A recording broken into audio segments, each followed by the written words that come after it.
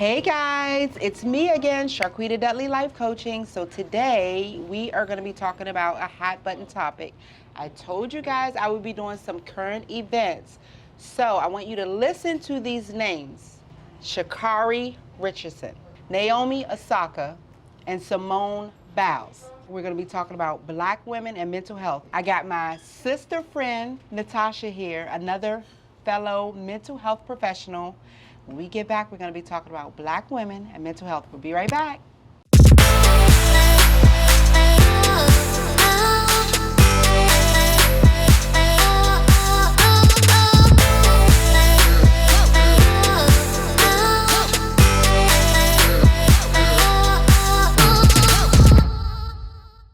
All right, guys, we are back. So again, before the commercial break, I was telling you guys today we're talking about the hot button topic. All right, so we both, Natasha and I, are moms. It is apparent that we are African American. And so we, there are some myths that we want to dispel today, but there's also some education that we want to give, and we just wanted to have a sister girl talk about the things that are going on right now in social media with these three particular Black women. We also want to talk about the pressure, and we want to talk about, the societal pressures, but also the celebrity pressures when you're an African American female, okay, and the mental health that surrounds that. So the first thing I wanted to talk about, Natasha, was the notion of being the bottom of the barrel. You know what I'm saying? Mm-hmm. Like just being looked at as if we are the last when it comes to the chronological hierarchy. Right. Yes. Yep. Exactly. Order of society and race and ethnicity and things of that nature. What are your thoughts on that? I mean, exactly what you said.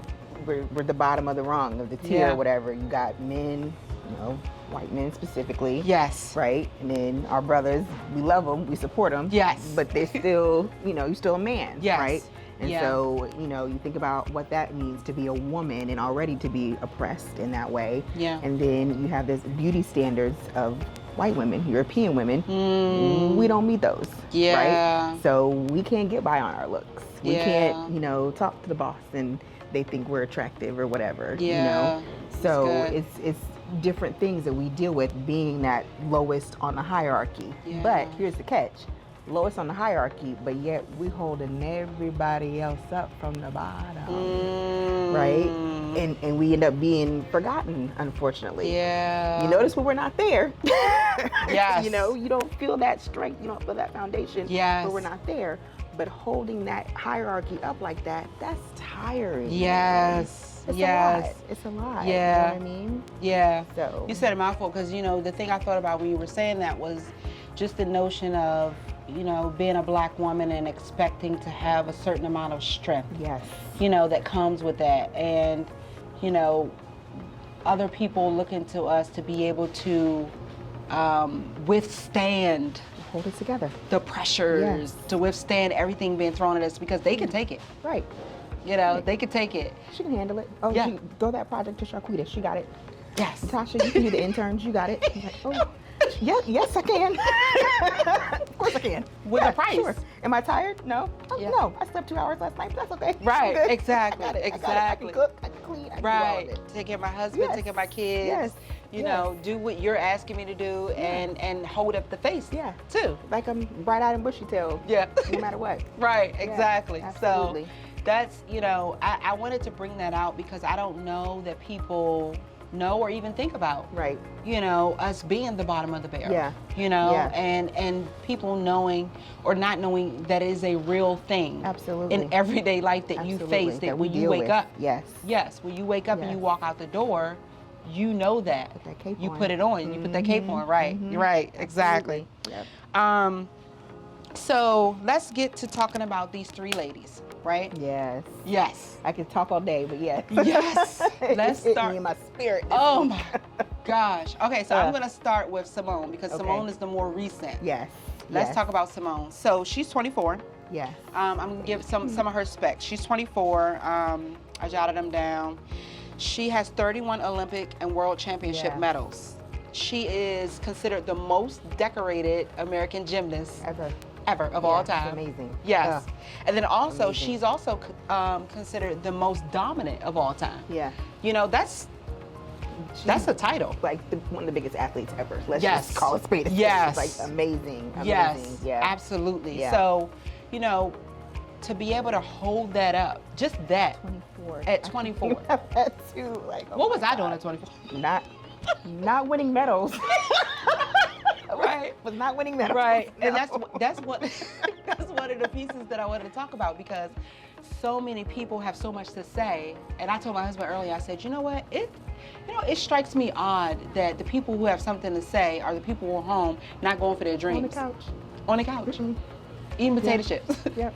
And she out at 24 years old. Holding up the entire sport of gymnastics. Woo. For everybody. Woo. Literally. For everybody. Open up her own gym. Speaking out against sexual abuse that everybody was watching happen and nobody said nothing. Yes. She, again, black woman, she got her cape on, 24 years old, and already has the pressure of the world on her shoulders. It's wow. Amazing. Yeah, no, I wasn't winning gold medals at 24. I was in grad school, but I was winning gold medals. Grad school, pregnant with a baby, working. Yeah, I was doing all that. Yeah. So this situation that she had, I think there's a lot of like questions out there. Mm-hmm. All right, for example, I was at a juice bar earlier, a juice bar, and there was, I don't know what nationality she was. She might have been like, I don't want to say what nationality she was. She wasn't African American. She was like, so what happened? Right? Mm-hmm. She was like, did she just land wrong or something? Yeah. Like, what happened? Yeah. Right? More than that. Yes. So what I wanted to do was talk about, like, in her words, kind of what happened, and then we talk about what we know from what she said and what she didn't say. What happened? Yep. So between the lines. Right. Layers. I told my husband, I said, you know, I don't know if it's a gift, it's training, whatever, but I hear what you say and I hear what you don't say. Yeah. You know? A little bit of both, right? A little bit of both. Right, a little bit of both. All right. In school. Yes. Yeah. So she withdrew from, and these are not my words, these are social media or whatever. Mm-hmm. She withdrew from an all-around final event that she qualified first place for. Yeah. She withdrew from that event, and then but I think the biggest thing was that they were expecting her to win. Yeah. This everything. Yes. Yeah. To be the champion, but basically to be the Olympic champion. So afterwards, apparently, she said she did an interview, and she told them, I guess this is according to the USA Gymnastics, her statement was that she withdrew from the final all-around competition at Tokyo Olympic Games in order to focus on her mental health. That was her statement. Yeah. And then I noticed that she came out later with more specifics, right? Like terms that she used, videos that she put up, things of that nature. So let's talk about the terms she used, the twisties. Yeah. Yeah. So the way that they explained it was that when she was in the air, she was, kind of, it wasn't incoherent. She didn't know where she would land. Like lost in the air, she said. Yeah. Yes. Disconnected. Yeah, she was disconnected. The perfect word, disconnected. And she didn't know where she was gonna land, like on her back, she wasn't aware. She said usually she was trying to do a 2.5 twist or something. She was only able to do 1.5. And she noticed the difference in herself that I'm not aware enough. What am I doing? Yeah. Right. It's scary. It is scary. Yeah. And that's the thing. That was her comment. Her comment was not having control over her own body. Yes. And when your body betrays you like that, and you're used to kind of trying to hold it together, or even knowing being where able to you predict this is where I'm going to land. This is, I'm going to twist twice and then I'm going to come down. Exactly. And get my feet. Well, you did gymnastics. I danced. You danced? Yes. I know it's something like that. I didn't have the twisties, but when we get to that part, I definitely had a story of being out of control of my body and getting hurt. Yeah. Wow. Yeah. It's frightening. It's frightening. So I wanted to talk about that term twisties, you know, from our perspective and being in mental health. Yeah. But also too, one thing that I noticed was that she did not, you know, people online are saying things like she quit, right? Yeah, and then let me drink my tea. Right. Look, sip. Oh my gosh, so frustrating. Yes. So that, you know, people are saying things online like she quit, and then, you know, for her to support her teammates in a way that she did. She essentially stepped up and was like their coach. That's what everybody was saying. That she just cheered them on. Right. She's like, okay, this is your event, girl. You know you got that. Blah, blah, blah. After having all of that pressure on her and stepping back selflessly, saying, you know what, I don't know if I can do this, so I'm gonna let y'all shine. I mean, again, character, holding it up, integrity. If we're gonna put some words out there, character, integrity, holding it up, to be able to do that, strength. Yes. Yeah, to be able to do that. So let's talk about the twisties. And what that is. Let's talk about that. I'm not a gymnast, but yeah, I'll let you start on that. I'll let you start on that one. So it's so funny. And I was telling you earlier before we prepare for this that I feel like therapists all over the world, even my own counselor that I talked to earlier in the week, we said we were all just like, that's disassociation. That's disassociation. Yes. So that experience of being disconnected from your body, there are several different psychological terms for it. One of it is disassociation, where you essentially escape what you're thinking in the present and kind of just go elsewhere. Right. Some people might talk about it as depersonalization, where you literally feel like your body isn't your own. Yep. And then that term derealization, where everything around you starts to look unfamiliar. Yes. Right? Yes. And you feel like you're looking at your body from afar. From out-of-body experience. Yes. Yeah. And so, you know, again, I'm nobody's gymnast, definitely ain't nobody's gold medalist. Yeah. But I can only imagine what that feels like, because I've had that disassociated feeling before, to be in the air and be thinking, oh my God, what am I going to do? Am I going to land on my face? Am I, you know, because that's, for them, that not only is a career, that might be life-threatening. Right. You know what I'm saying? Yeah. Like, and you think about it, I was trying to explain to somebody, think about the times where you've had so much on your mind, but you got behind the wheel and drove somewhere and you stopped and you don't know how you got there. Right, exactly. Think about doing that in the air. In the air.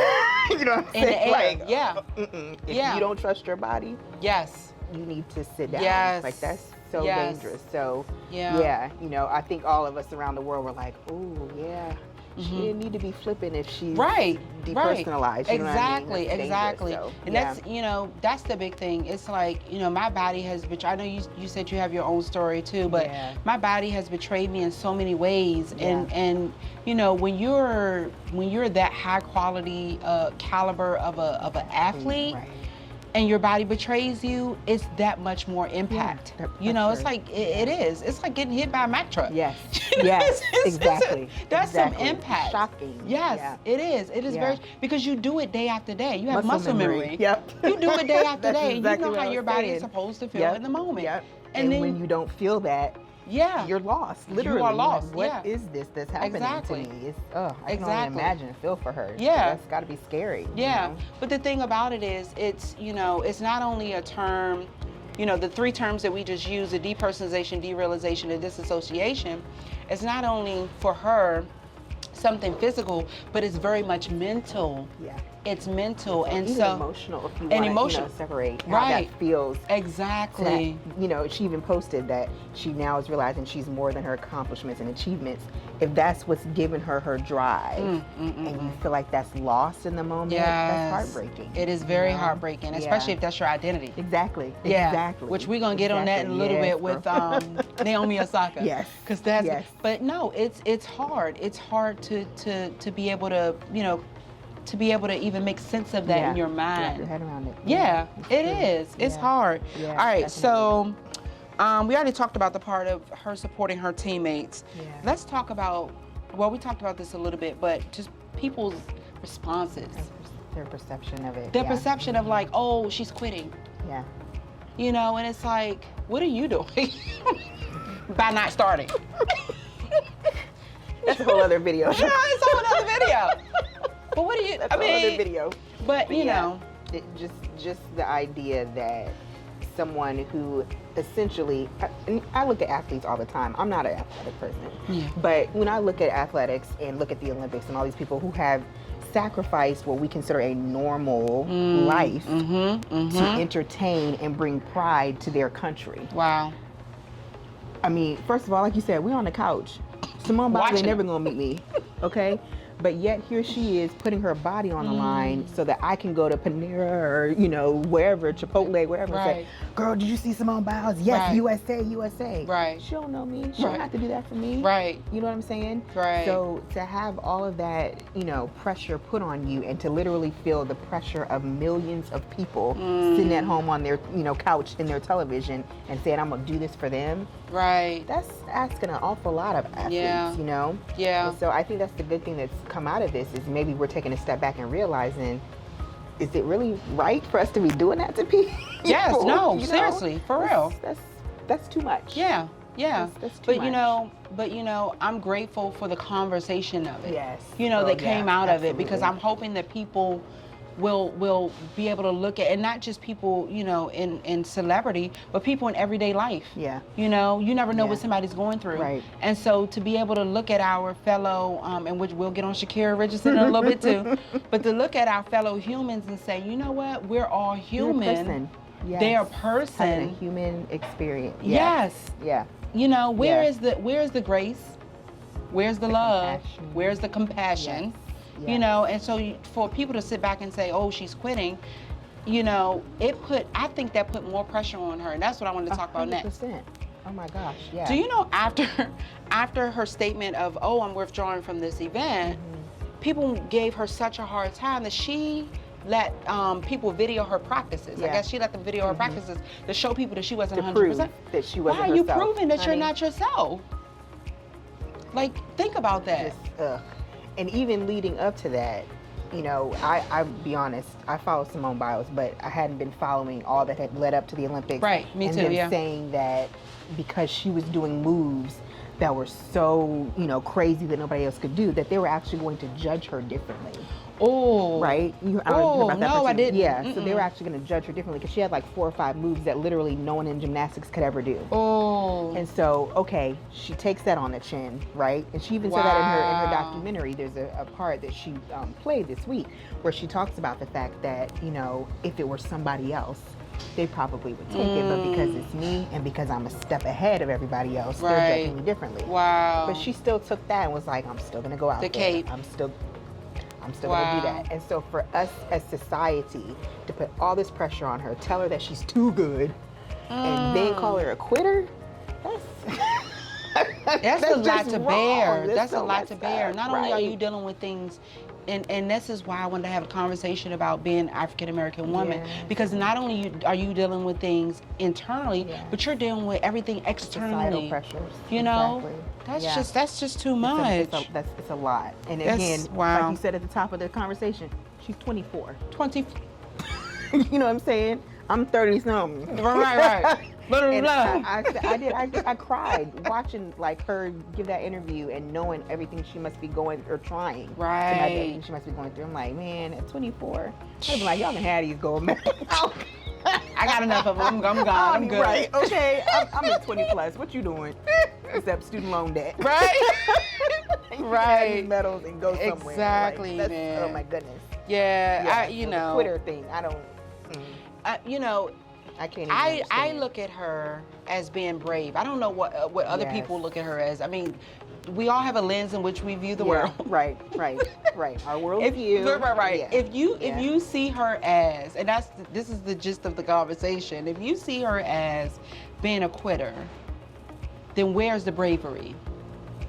Because that's what I see. I see bravery. I hear the insecurity of the person saying that. Yeah. Because what have you seen all the way through in your life?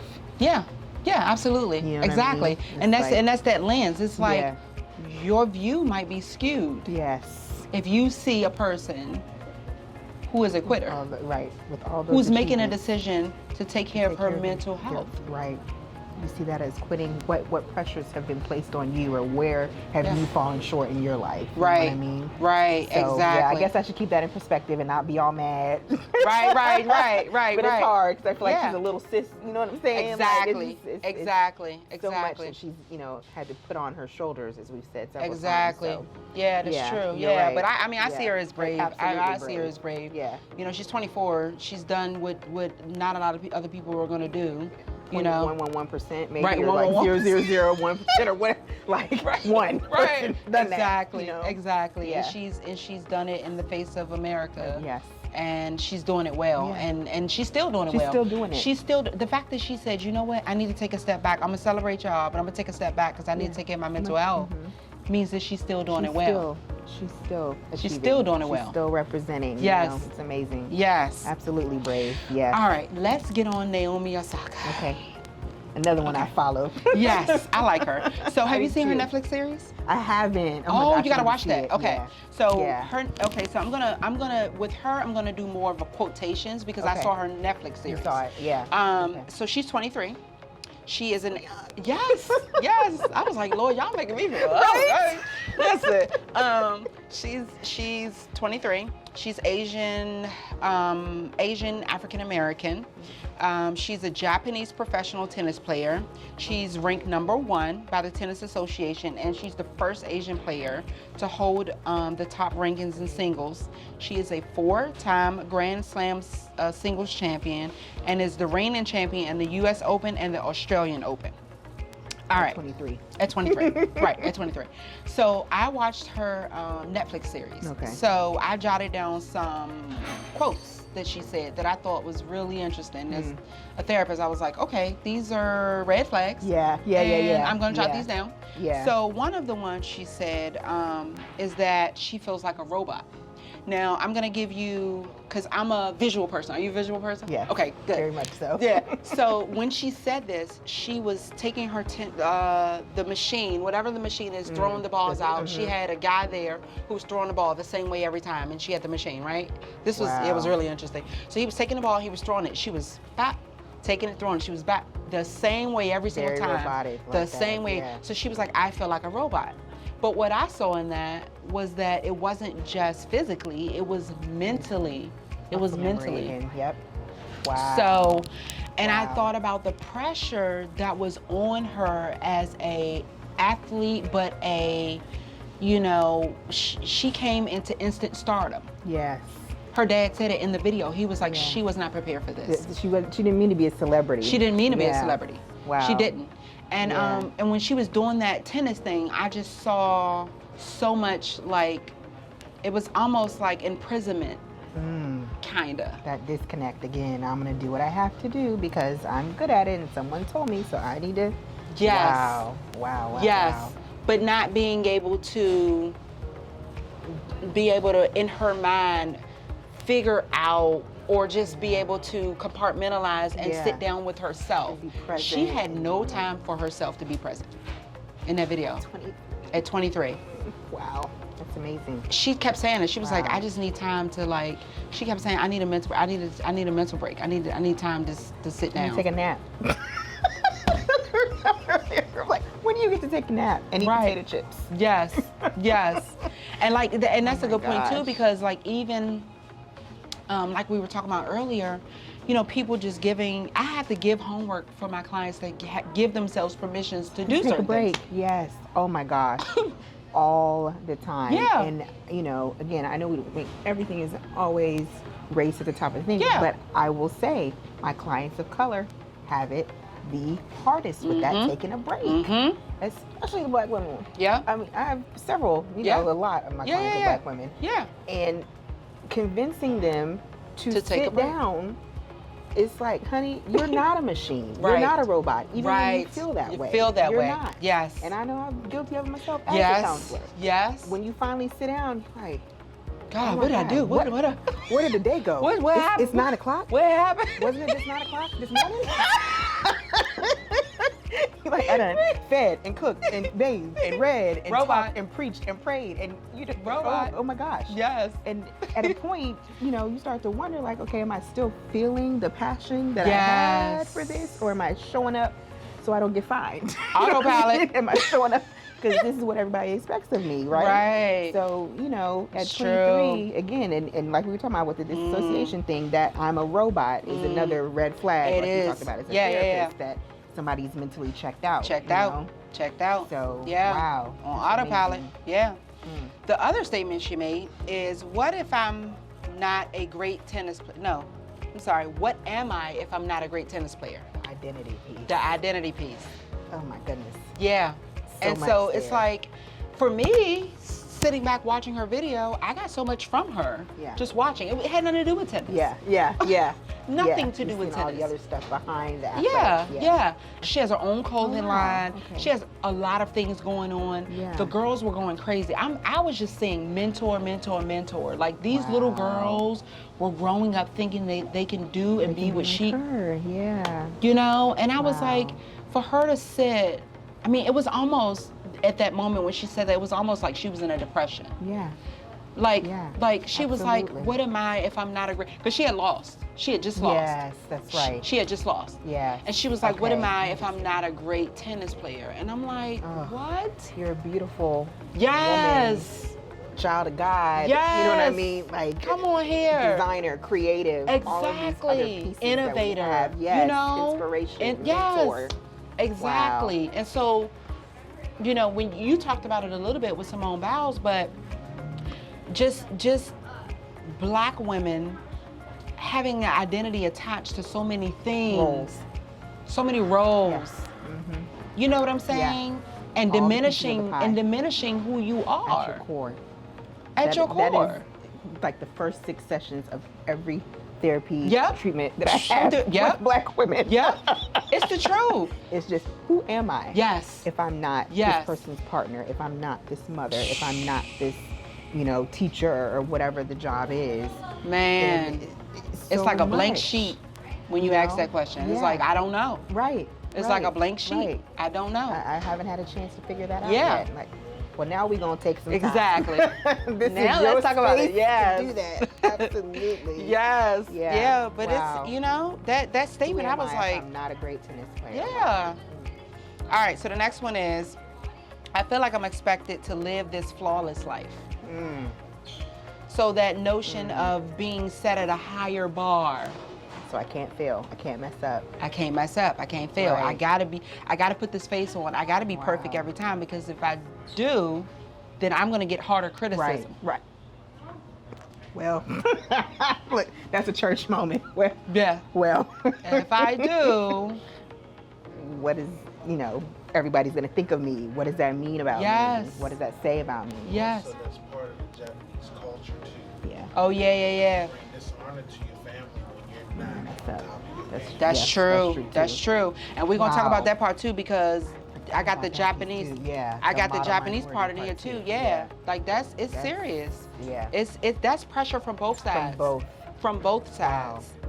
All right. So the next one I wanted to talk about was, there was a piece in her documentary where she went to, she decided to represent Japan Yeah. instead of the Yeah, United instead of States. the US. Yeah. Mhm. And people were like, you lose your black card.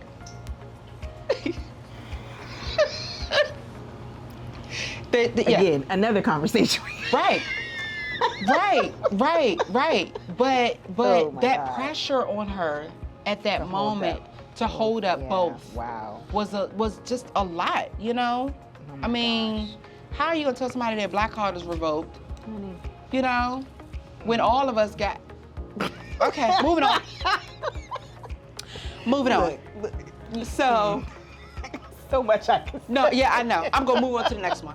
We're gonna move on to the next She one. still has it. Let's She still leave has with it. that. She still has We it. give her We still- permission. We say still have it. she still has it. We all You are a still have black it. woman. sis. Yes. Like, oh my God. So the next one was the mask. She put on yeah, oh my gosh. Okay, so the whole Black Lives Matter thing, the surrounding things to this was every sport was doing something. Yes. They were sitting out, they were deciding not to do games, whatever. Boycotting. Boycotting. Right. In tennis, she was the only one. Yeah. She did it by herself. Yeah. There was a part in the documentary where there was this white woman, I don't know what her name was. I'm not prejudiced. I love all people. I think God made everybody we're beautiful. counselors, so we don't get that. No. We wouldn't. No. Yeah. We can't. It doesn't make sense to me. Right. I mean, exactly. It doesn't even. There's a register. No. Right. So. People. I see people. I see. There you go. How can I help? Right. Exactly. Exactly. So she walked past. She gave her this snarly look. Right. Now, in the video, Naomi talked about how she was the only one in tennis that decided to do this, to make this stand, that nobody else wanted to do it. Not only was she the only one, but they looked at it as an inconvenience for them in the matches, that she was doing this. Oh, really? Yes. They were trying to say it was a distraction or something? Yes, or, wow. and I guess the way that she set out was messing up a match or some potential something that they wanted to happen. I don't know. I don't know all the logistics, but I do know that she mentioned in the video that it was, you know, kind of an inconvenience for the tennis world that she did this. Wow. But, I mean, she did it anyway, basically. So, you know, my thoughts for that was, you know, her dad is black. Again, identity. who she is, her very DNA. Yes, yeah. And he said in the video, he was like, I feel like she's standing up for me. That's what the dad said in the video. Yeah. You know, and she came out there with a different mask every time. And at the end they interviewed her and they said, what were you trying to say with what you were doing? And she said to them, what did you hear? Because what I wanted to do was create a conversation. Girlfriend. Okay, sis. I need to see this documentary. Yeah, you gotta watch it. It was good. It was good. It was good. But I was like, well, there you go. What did you hear? What's the conversation? Wow. What are we gonna talk about? Right. Let's talk about it. Let's talk about it. Do you know the person on my mask? Right. Wow. Exactly. So, you know, the other thing was that I saw in her, that, you know, she was kind of like feeling a little down about, I don't want to say she was necessarily depressed, but she had this pressure from being Japanese as well. And she talked about how she doesn't fluently speak the language. Oh, really? Okay. I mean, she speaks it, but she said she speaks it in broken, like Ebonics kind of. Yeah. She said her mom and her sister, they'll talk with her in Japanese and be fine with her, you know, having it being broken. Yeah, because they understand. But she said if she goes over there and tries to do that, it's not going to be good. So you got to think the pressures of both cultures, from both cultures, you know, and you have to watch that documentary. We're going to have to do a 2 video on it, just that documentary. Yeah. Because that documentary was like, I mean, for me, I was like, wait, I saw this, I saw that. I was like, oh my gosh. Wow. Like, she needs to sit down and talk to a therapist. Yes. Like she really does. She has to affirm her. And, yes. You know, all of these different parts and show her that compassion, teach her how to show it to herself. Yes. Because oh my gosh. You know, I get it. I mean, society definitely has those pressures. I mean, look, and that, probably another video too, but even as a black woman, you know, there's the pressure to fit into the society, you know, the corporate world rather, or, you know, whatever. And then, you know, we have our cultural norms and stuff too, right? And so you want to feel like you fit in all these different sectors. Yeah. And sometimes that doesn't work. It doesn't work. Sometimes there's conflict there, right? It is, yeah. So, you know, to be able to sit back and realize, okay, no matter what table I'm sitting at, I'm Natasha. Yes. Yes, I'm a black woman. Yes. 100% all day, every day. Yes. Black Lives Matter. Right. Right. But I'm also Natasha. I'm a spirit. I'm a, you know, who God created me to be. And so if that doesn't fit your mold. Right. Exactly. Exactly. Whatever. You know what I mean? Exactly. And that's a great point, because that's exactly what she needs. Yes. She needs that affirmation. I think on both sides, she feels like she doesn't know where to go. Where do you fit in? Like, where do We hear that a lot too with our clients that are biracial or that are multiracial. biracial. Yeah. That's true. Exactly. Yeah. She doesn't know where she fits in. And it just you could see it in the video. It was very apparent. I was like, oh my gosh, like she talked about the other piece to it too is that she talked about not having a traditional childhood. She didn't graduate school. Right. So she's like, you know, all the people my age are graduating college. You know, and she's like, I never really had that. You know, I don't know at this point that I want that, but it's just, you know, thinking about how kids grow up so fast in these instances too, and what they lack. What they miss out on, and so, you know, it's just a lot. It's multi-layered. Yeah. Oh yeah, that one was Who is definitely her psychologist. That's what I said. I was like, I would love to talk to her because we would get through some. I'm telling you. I thought about this week too. I'm like, sports psychology. I remember girl in undergrad, people it was still hot, you know, like a new thing. Yeah. But it's clear from these athletes, it is so. I'm telling you, I'm telling you, and So and I told my husband too. I'm an athlete, so I get it. Yeah, I so get the you relate pressure. more. Yeah, Yeah. I get the pressure of what you know, doing what you need to do, getting up when you don't feel like getting up in the wee hours in the morning when you have to go out and do. When you know, I get all of that. But to add all this to it is a whole nother level. And I was like, Lord, I would just love to have 30 minutes worth. She come out in tears and 30 change. minutes. Wow. But yeah, so all right, so the last one, which I'm not gonna lie, is my favorite, Sha'carri Richardson. Yeah. Cause it hit home on so many levels. I've laughed at her so much. Yes. It hit home on so many levels. Yes. But okay, so basically, just for whoever don't know what happened with her, I'm pretty sure everybody probably already know by now, is that she went to the Olympic qualifiers for the 100-meter dash. I ran track, I get it. Okay. I ran track. So you get that part too. Yeah. She blew the race out the water for the qualifiers, blew it out the water. And she blew it out the water so much that they called her America's Fastest Woman. Yeah. I mean, I was like, girl, that's a title. Yeah. That is a title. And she's what, 21? She is 21. She is 21. Wow. So, yeah, so she did that, and then 2 days after, or a couple days after, they found out she failed a drug test for marijuana. Basically, that's what happened. Now, the other piece to the story is that everybody knows her for what she said and what she did after her race, after her interview, when she went out to the stands. She hugged her grandma. She talked on camera about her biological mother dying 2 days before. Right. 2 days before. Right. And didn't she like find out from a reporter? She found out from a or something? reporter. Yeah. She found out from a reporter. Yes. And so yeah, she did the whole speech, whole spiel. Everybody was like, oh my gosh, the speech was motivational. Like, that was so good. And then they found out that she failed a drug test for marijuana, and then boom, here we go. Hashtag criticism. Failure, quitter, all of the things. Yes. Yes. Ugh. So, you want to stop? When I tell you, so my husband and the son and I, we went to my mom's side of the family in Tennessee during the time when all this was unfolding. And when I tell you, it was a 30-minute argument generationally with me and my husband and my mama and my aunt. Oh my gosh. Because they're in their 60s. Yeah. And they were giving it to her, honey. They were, and she knew better. Don't smoke weed. You this, that, and the other. That marijuana's not gonna help you grieve. And blah blah. I'm like, oh Jesus. Okay. Okay. We about to do a whole family session. Right. I was like, well, okay. Let's break this down a little bit. Question number one, as a therapist, you know the answer to this. Yeah. Can you tell people how to grieve? Right. The answer is no. No. Right? Are there some healthy coping mechanisms? Yes. Sure. Yeah. Is marijuana the healthiest? Maybe not. Right? Are you going to tell that to somebody who's 21 years old? Hello. You could try. Yeah. Let's start there. Let's start there. You could try. Let's start on let's start on the biology first of all.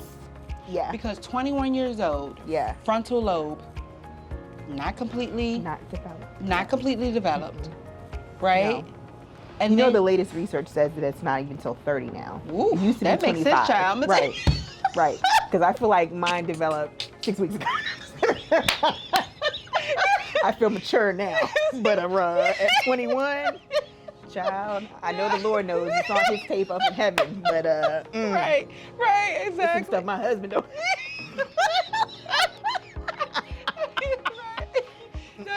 Right. That's Poor what I said. decisions at Right, 21. 21. Like, Come on now, 21. Yeah. But not only that, the other aspect I thought about biologically is we're talking about finding out from a reporter that your mom died. Now we know about flight, fight, or freeze. We know about that. Yes. I'm pretty sure most people know about that. We know what the amygdala does in situations like that. Right. And you talking about, at this point, as a therapist, my mind goes to, was she even at amygdala overload? You know, or hijack. Amygdala hijack is what they scientifically call it. Yeah. And we all know what happens when your amygdala gets hijacked. Your reasoning, your logic, all of that, shut down. Yep. You're immediately responding out of emotions. Yes. At that point. Primal, like, for people who don't understand, basically your animalistic level. Like, it's like you're a dog instinct. or a monkey. Yeah. Or, you know what I'm saying? I hate to say it like that, but like that's but that's what a good way is, to explain right? it. Yeah. Yeah. So 21. Grief. Amygdala hijack. Shock. Right? How are we going to tell somebody what to do in that situation? It is, and this might be, you know, who knows, I don't know who's gonna watch this or whatever, so, you know, hope I don't get my license, but you good. Who knows what, like in my mind, I was thinking at least that's what she did, was smoke. Listen, I was like, I'm thankful that she's alive. Okay. I'm thankful it wasn't suicide. Okay. I'm thankful she didn't harder drugs, self-harm, hurting somebody else. I'm glad it wasn't those things. Honey, 21, and then their relationship, from what I understand, was not. So good. that was, you got a whole other piece. That of was grief, it. But right? you know what? That was what I thought too. I thought, and I knew that you would think that too. Yeah. I knew we were here, because I thought that too. I said, you know what? Not only, we know that she's dealing with grief, but we don't know the complex grief behind it, or the guilt, or the shame, or all of that behind it. Grieving for what can never be. That's what I said. I said she's grieving for a loss, but she's also grieving for something that she didn't know what could have been. Chance. Right. Absolutely. Like, that's a lot to do at 21 years old. Right. I'm not a smoker. I'm not a smoker either. So I'm not going to. No, I did, but I don't. I haven't. But let me tell you. In years, yeah. I had a glass of wine or two or three or four after some rough nights. You know what I'm saying? That's just. And so, you know, we know she knew the rules or whatever, but when you think about all that she's dealing with, again, we all know that quote, everybody's fighting a silent battle. You're not in her mind. Right. Or her body. Exactly.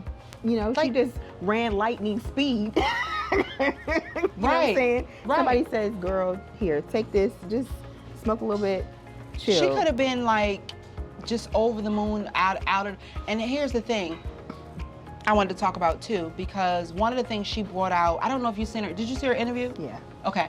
She brought out coping. Yeah. And I thought, about coping. You hit the hammer on the nail, because at 21 years old, you don't learn. First of all, she said, this is my first time being a professional. Yeah. It's first time being a professional. It's like real having a job. Yeah. Right. Yeah. And for what, I mean, I'm sure she had things to come up in life, and we don't know what her life was like before then, but it could have been the breaking point for her.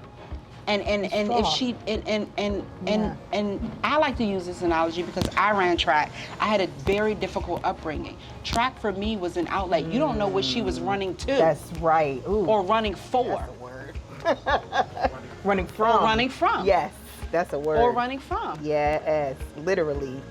Where she went disassociating again out on the track, because you know, that's your release. You don't have to think about what's I have clients right now who do that. They would say, I'm going to AAU practice, and when I'm on the floor, it's not there. Honey, yep. But the moment I step off that floor, I got to deal with all this.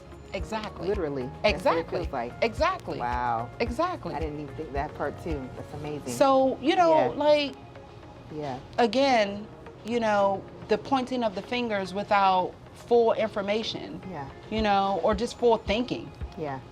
Like, you're not thinking from a frontal lobe like we talked about. Place, you know, you're coming from a place of hurt. You know. Yeah. That conversation in the car, girl, with my mom, and we still weren't in agreement by the end of it, but I could clearly see how you get to a point where you're smoking a lot. To be honest, I mean, that's clearly what we deal with. Yeah. Is clients who just have so much grief, so much trauma in their life that they're trying to work through and get up and push through every single day. You know. Yes. So my heart and you know, it mine too. And you know, it's like you getting up with 1,000 bags on your shoulder trying to carry that every day. Every day. Every day. You're going to get tired of carrying that. It's a lot. That's a lot to do. You're going to try to find something to lighten your load. Yeah. Yeah. Exactly. National microscope.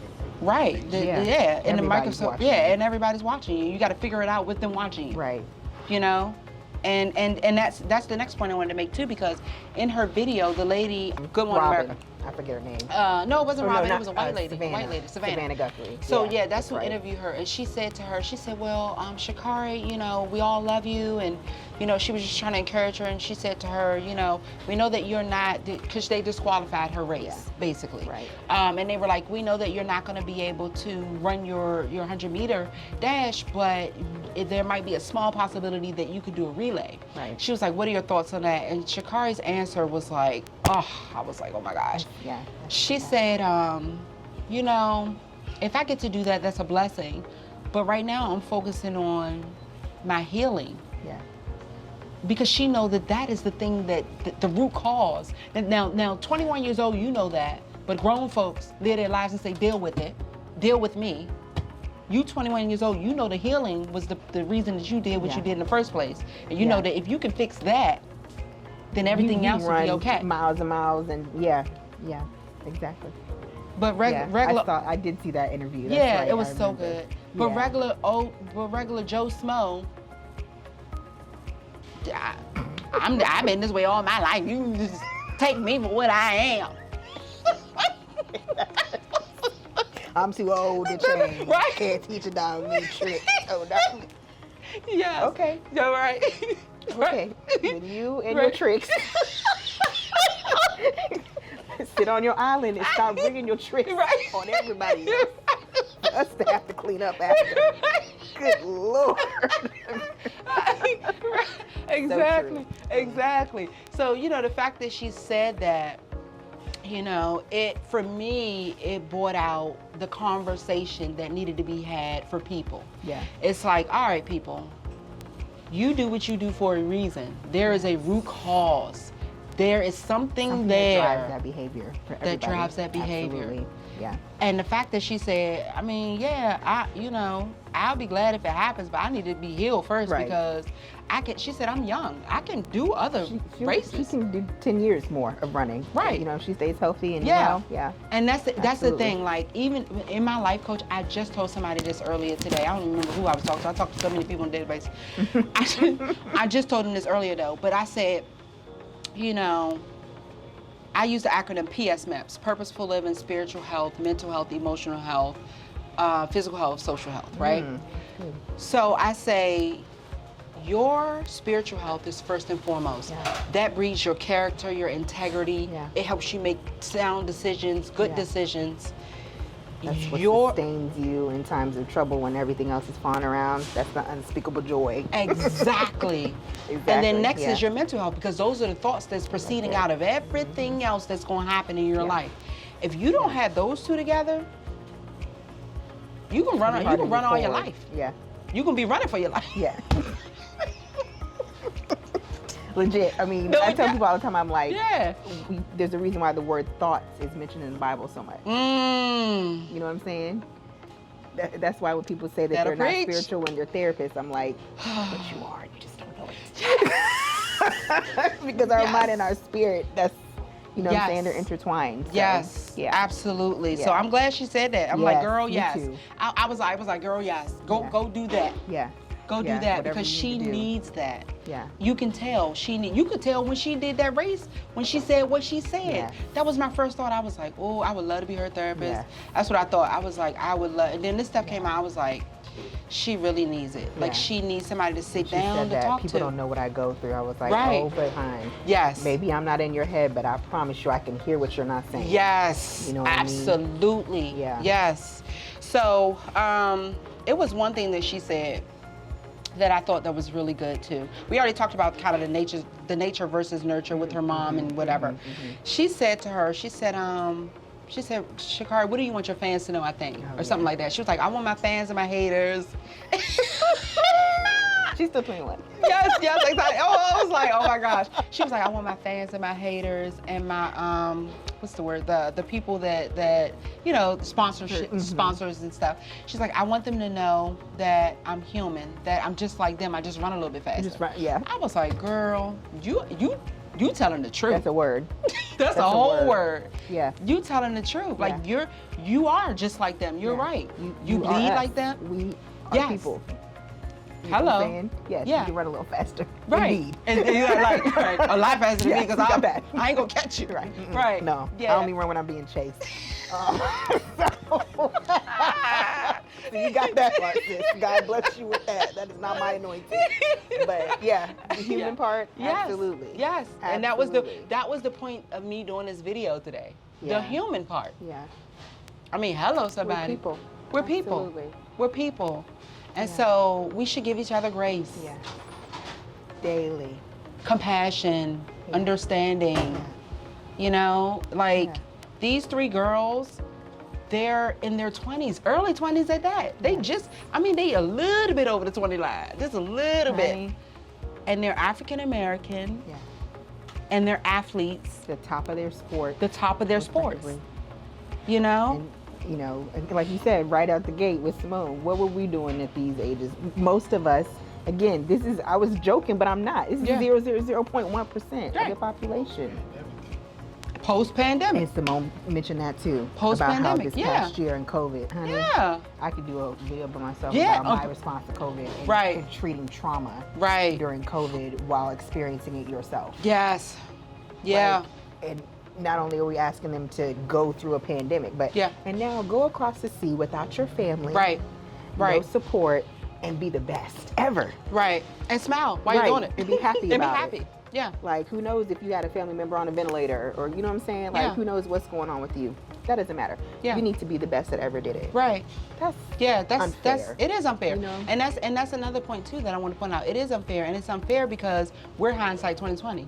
We're not in our 20s anymore. And it's for thank God most of the time. And it's for a reason. Like, we're sitting back here like, oh yeah, we've been there, done that. Like, y'all, this what y'all should have did. Well, if you were in that situation at that age, what would you have done? You know what I'm saying? So instead of us, and this is what really, this is my pet peeve. Instead of sitting back and doing something like that, why not do preventative measures of like, hey, you're this age, you should be getting therapy right now. Sports psychologists, where are y'all? Where are y'all? They need to be traveling with these people. Yes, I love it. You know absolutely. What I'm saying? They should be on the plane with them. Okay, let's do our mindfulness. Yes. Are you journaling? Yes. You know, what are you eating? All of that, like all of that needs to happen. So y'all get hired, so travel with. Listen, we will travel. I'm ready. I'm ready. Sign me up. Sign me up. Put me in, coach. Put me in, coach. I'm ready. You want a black female. Right. Plug. Yes. Exactly. We get that aspect of exactly. Yeah. Exactly. Yeah. You know, it's address important. It now, though. Like, he's in your early 20s. To have the benefit of having talked, and I talked to therapists throughout my life for different reasons, but to have the benefit of being able to do that and really focus on it now. Oh my God. That age, they're going to be. Man. They're about to change the whole game for athletes, and that's why I'm so glad that these young people coming up are seeing themselves. Yes. No, I'm gonna stop. Yes. I'm absolutely. So glad to hear Simone Biles say, no, twisties or whatever. Right. I'm stopping. Right. And I'm gonna take care of myself. For now. Yes. Right. Yeah. So but you know, I think preventative measures should be in place. I agree. The traveling, all of that, it's needed. And, you know, I always tell my daughter, she's 15, I say, you're in a sweet spot. You learn this stuff now. I tell my clients that are in high school, that are in college, I say, you learn this stuff now. You learn emotional intelligence now. You learn coping mechanisms now. You learn how to set boundaries. And practice that. Yes, you learn that now. Listen, when unstoppable. The sky's the limit. Unstoppable. Absolutely. The sky's the limit. Thank you, Natasha, for doing this with me today. This is fun. We can keep doing it off camera if you want. Yes, homegirl talk. Homegirl talk. Thank you guys for watching. Comment down below. Send me messages, emails, whatever. I'm here. Be blessed. See you guys soon. Bye.